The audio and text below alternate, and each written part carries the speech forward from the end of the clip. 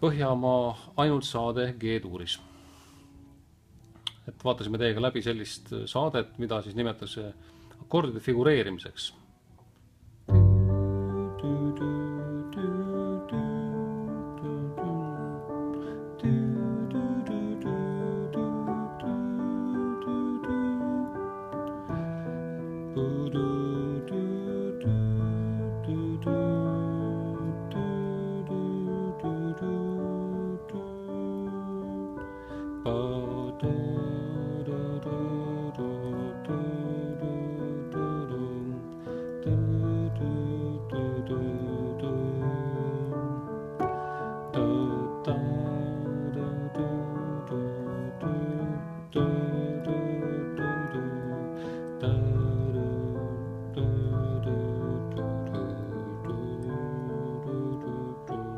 Ja nii edasi.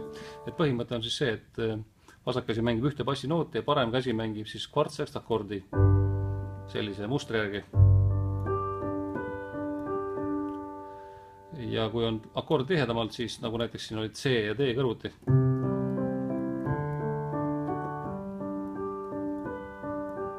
Ja pedaaliga kindlasti, et tuleks siuke mõnus pehme kõla.